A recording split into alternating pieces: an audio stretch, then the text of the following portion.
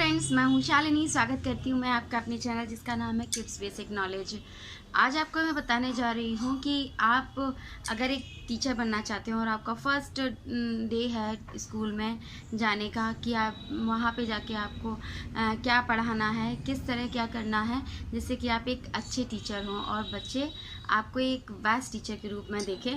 तो जब हम पहली बार फर्स्ट डे हम पढ़ाने जाते हैं तो हमें डर रहता है, हमारे अंदर काफ़ी चीज़ें होती हैं, काफ़ी सवाल होते हैं कि हम क्या पढ़ाएं, कैसे पढ़ाएं, किस तरह से हमारा पहला क्लास होना चाहिए, किस तरह से हम स्कूल में मिलें सबसे, कि जिससे कि हमारे लिए भी अच्छा हो और स्टूडेंट्स भी हमको याद रखें और एक अच्छे टीचर बन सकें। तो क्या टिप्स एंड ट्रिक्स हो वो मैं आपसे शेयर करती हूँ। अगर अच्छे लगे तो प्लीज़ लाइक करिए इस वीडियो को और ज़्यादा से ज़्यादा शेयर करिएगा। फर्स्ट डे जब आप स्कूल जाते हो तो आपके अंदर काफ़ी सवाल रहते हैं, डर रहता है कि हम क्या करेंगे, किस तरह करेंगे और किस तरह सबसे मिलेंगे और किस तरह से बच्चों से मिलेंगे, क्या पढ़ाएंगे। काफ़ी हमारे दिमाग में सवाल आते रहते हैं। तो क्या करना चाहिए हमको। तो टिप नंबर 1 है कि फर्स्ट डे जब आप स्कूल जाएं तो आपको कलीग्स मिलेंगे, वहाँ का स्टाफ मिलेगा, वहाँ और भी काफ़ी लोग स्कूल में होते हैं जो आपको मिलेंगे। एंड तो आपको क्या करना है कि आप ये वेट मत करिएगा कि आपका परिचय कोई लेगा या आपसे पहले कोई पूछेगा। सबसे पहले आप उनसे अभिवादन करिए, उनका परिचय लीजिए, अपना परिचय दीजिए और ये वेट मत करिएगा कि ये पहला कदम कोई और उठाएगा, क्योंकि आप जा रहे हो, आप पहले हो। तो आपका फ़र्ज़ बनता है कि सबसे पहले आप किसी से अभिवादन करें, आप पहले उनसे बोलें, बात करें, बातचीत करें।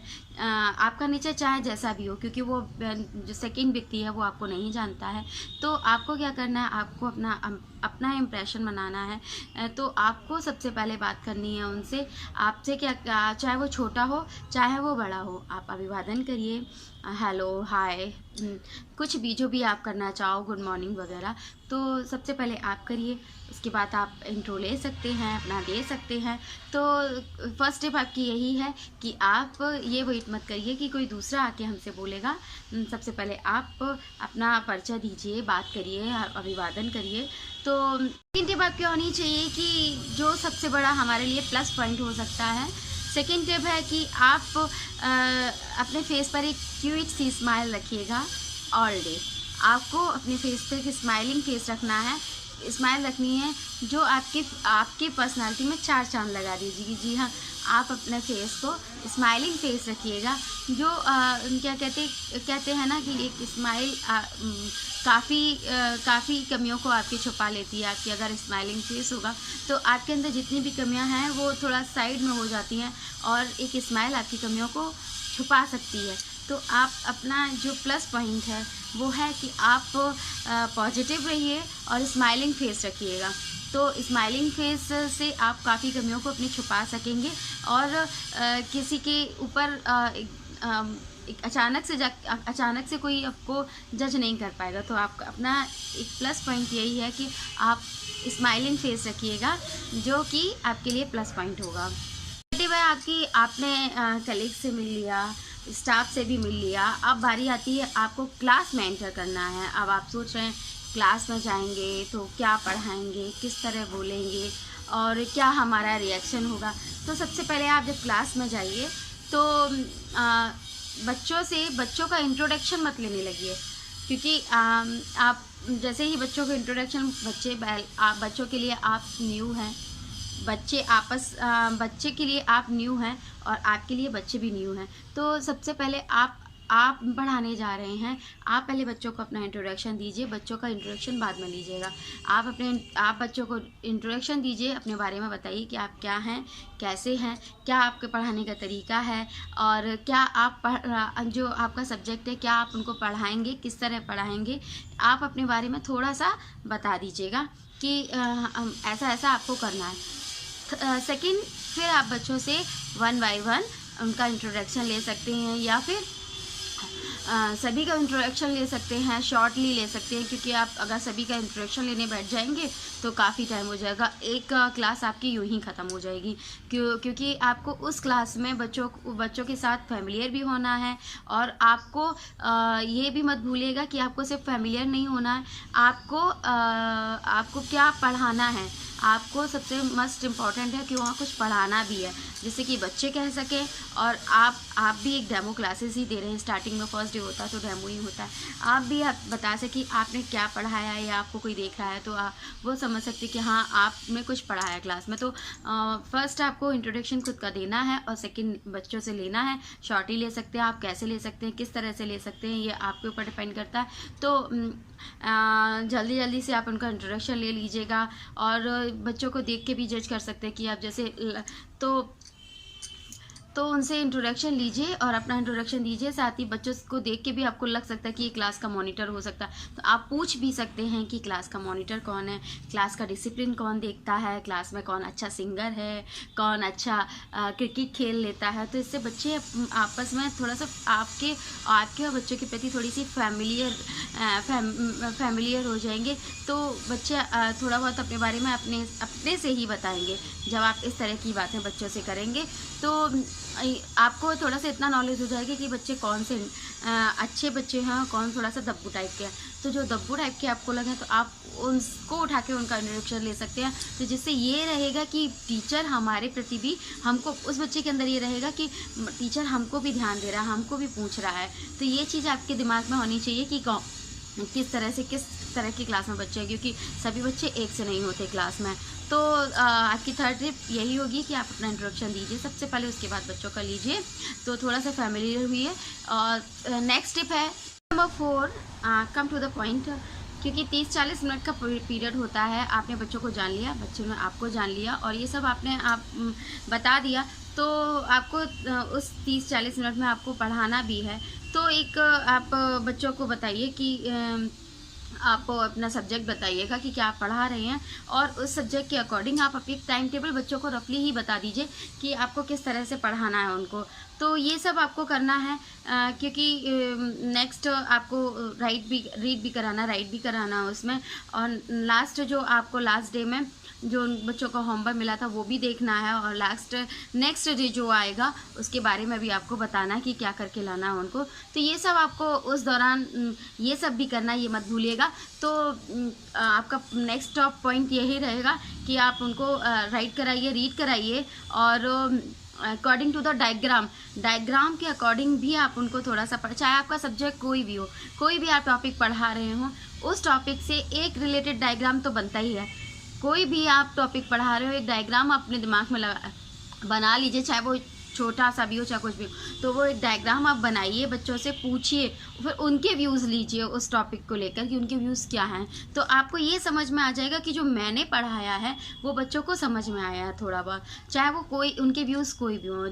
उन्होंने 5-10 मिनट में 10 मिनट में मान लीजिएगा 10 मिनट में जो भी पढ़ा हो, तो वो उनको उसमें से कितना क्या समझ में आया उनकी लैंग्वेज में, चाहे वो लैंग्वेज कोई भी हो, चाहे वो किसी तरह से आप ना समझाएं, लेकिन आप कोशिश करिए कि उनसे पूछिए।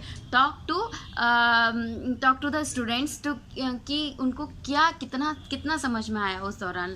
तो ये सब आप ये पॉइंट भी उसी दौरान रखिएगा, ये बहुत ही इंपॉर्टेंट है। क्योंकि आप कैसे जज कर पाएंगे कि मैंने अच्छा पढ़ाया, या बच्चे कैसे जज कर पाएंगे कि टीचर अच्छा है, पढ़ा के अच्छे गए हैं, बात भी अच्छे कर रहे थे, फैमिलियर भी हैं। तो ये पॉइंट आप ज़रूर उसमें ऐड करिएगा, ये अपने दिमाग में रखिएगा कि हमको उस दौरान ये भी करना है। नंबर 5 है कि आप ये सब करने के बाद, आपने पढ़ा भी लिया, सब कुछ कर लिया, तो ये सब करने के बाद बच्चों को साथ ही ये भी बता दीजिएगा, और साथ में पूछ भी सकते हैं कि डिसिप्लिन के बारे में बच्चों का क्या मेथड है, क्या बच्चों का डिसिप्लिन है in the school and in the class.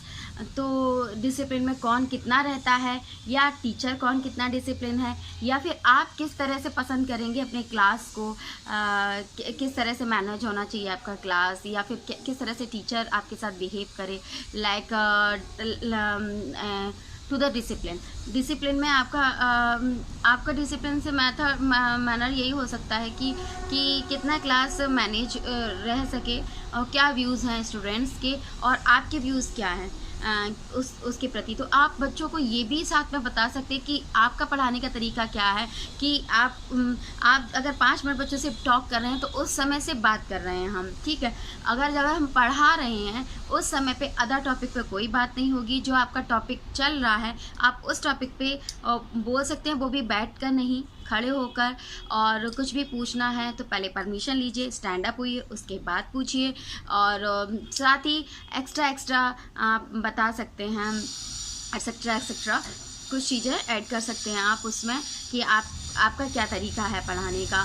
उसमें क्या कहते, अगर बच्चों को ये सब बताएंगे तो बच्चों को लगेगा कि हाँ टीचर थोड़ा सा ध्यान देता है, और टीचर के अंदर डिसिप्लिन भी है, कि हम अगर ये सब रूल तोड़ेंगे तो हम क्लास के अदर स्टूडेंट्स में जाने जाएंगे। तो ये आप अपने भी कुछ रूल्स एंड रेगुलेशन बना के चलिएगा जो आप बच्चों को समझा सकें, क्योंकि बच्चों को फर्स्ट डे सारी बातें आपकी याद रहेंगी कि आपने क्या कहा था।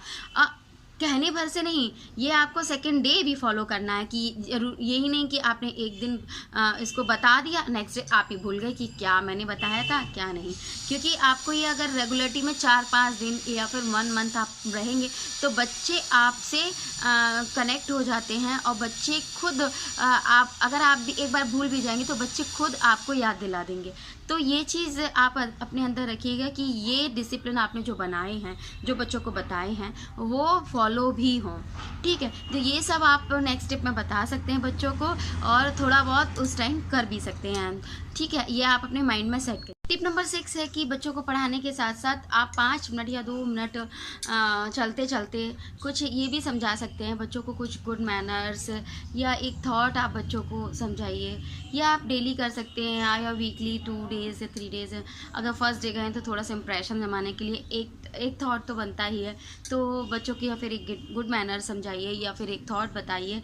कुछ भी आप एग्जाम्पल ले सकते हैं, किसी भी स्टूडेंट्स को आपको जो लग रहा है कि अच्छा से हंस रहा है, कुछ भी आप एग्जाम्पल ले सकते हैं। जैसे कि कोई एक स्टूडेंट हंस रहा है तो आप बता सकते हैं कि इनकी स्माइल कितनी अच्छी लग रही है, इनके चेहरे पे कितनी बढ़िया स्माइल लग रही है। तो आप उसमें एक थॉट कन्वर्ट कर सकते हैं, या फिर कुछ मैनर्स बता सकते हैं स्माइल मिनिमाइज मैनी प्रॉब्लम्स, या फिर स्माइल स्प्रेड पॉजिटिव वाइब्रेशन, कुछ भी बच्चों को बता सकते हैं। और बता सकते हैं कि क्या कहते कि कल हम देखेंगे कि किस किस के फेस पर स्माइल रहती है, कौन कौन स्माइलिंग फेस हमको फर्स्ट जैसे मैं एंटर करूँगी दिखता है। तो अगर मुझे याद ना और बच्चों अगर आपको याद ना रहे, भूल जाएं, तो आपको ये कल जज करने के लिए बच्चों को बता सकते हैं कि देखते हैं कि कौन हमको कल स्माइलिंग फेस दिखता है या कौन हमको याद दिलाता है। पहले मैं नोटिस करूँगी कि कौन याद दिलाता है हमको कि मेरा देखो मैम स्माइलिंग फेस है और मैं आज पूरे दिन स्माइल करता रहूँगा। तो जिससे आप ये भी जज कर सकते हैं कि बच्चों ने कितना दिमाग पे रखा, नेक्स्ट डे आपको बताते हैं नहीं बताते हैं। अगर आप भूल भी जाते हैं तो बच्चे बताते हैं आपको कि नहीं बताते हैं। तो इससे ये रहेगा कि आपने जितना पढ़ाया है बच्चों को, जितना समझाया है, बच्चों ने याद रखा है। तो ये चीज़ उनको उनके दिमाग में रहेगी। ऐसा कुछ करिएगा लास्ट में या 2 मिनट 5 मिनट ये इस तरह की बातें बच्चों से करिएगा, तो बच्चों को आपने जो पढ़ाया या बच्चों को डांटा है वो चीज़ बच्चे भूल जाते हैं बहुत जल्दी। वो चीज़ याद रखते हैं जो मैम ने अच्छी चीज़ जो जिनमें उनका कुछ दिमाग नहीं लगना है या फिर कुछ नहीं करना, वो चीज़ उनके दिमाग में याद रहती है। तो ये चीज़ आप ज़रूर करिएगा। कुछ ना कुछ आप गुड मैनर्स थॉट्स का कुछ भी ऐसी बात जो उनके लिए बेनिफिट हो और साथ ही आप बच्चों को आसानी से समझा सकें। तो ये चीज़ ध्यान रखिएगा। और सबसे ज़रूरी बात जो है कि आप क्लास में राउंड लेते रहिएगा, देखते रहिएगा, एक सीट से दूसरे सीट पे बच्चों के पास जाके देखिएगा। तो बच्चों को एक अंदर डर भी रहता है और बच्चों को अच्छा भी लगता है, क्योंकि जो पीछे बैठते हैं बच्चे वो थोड़ा बहुत शैतानी दे लेते हैं। तो अगर आप पीछे ही खड़े हैं या पीछे से देख रहे हैं तो पूरा क्लास कंट्रोल में रहता है। तो ये चीज़ सबसे ज़रूरी है कि आप राउंड लेके ज़रूर देखिएगा। इससे आप ये भी देख लेंगे कि कौन से बच्चे का हैंड राइटिंग अच्छा है, कौन अच्छा लिख रहा है, तो आप उस टाइम में उसको अप्रिसिएट कर सकते हैं। तो ये बच्चों को बहुत अच्छा लगता है। इससे आपको काफ़ी बेनिफिट्स मिलेगा। इसमें उनकी हैंड राइटिंग अच्छी होगी, आपका काम भी बहुत अच्छे से होगा। तो इस चीज़ के लिए आपको बहुत सारी बेनिफिट्स मिलने वाले हैं। तो ये पॉइंट ज़रूर आप याद रखिएगा। लास्ट आपको ये सब करने के बाद आपको अपने आप को फुल एनर्जेटिक रखना है। ये नहीं कि आपको एक पीरियड में काफ़ी एनर्जी लगा दी और दूसरे पीरियड में आप डल हो गए, आप वो एनर्जी आप उतना नहीं दे पाए। तो ये चीज़ अपने दिमाग में रखिएगा कि आपको एक ही पीरियड में सारी एनर्जी नहीं निकालनी है। आप जैसे फर्स्ट पीरियड में थे आपको वैसे ही लास्ट पीरियड में जाके पढ़ाना है। ठीक है, ये अपने दिमाग में ज़रूर सेट करिएगा। आपको क्या कहते हैं, एक ही पीरियड में एनर्जी अपनी ख़त्म नहीं करनी है। फुल एनर्जी के साथ फुल डे पढ़ाइए और देखिए कि रिज़ल्ट कितने पॉजिटिव होते हैं। आप खुद फील करेंगे कि आपने जो पढ़ाया है बच्चों ने, आप नेक्स्ट डे जाके उसको जज कर सकते हैं कि बच्चे के दिमाग में कितना रहा और बच्चे आपको कितना पसंद करने लगे हैं।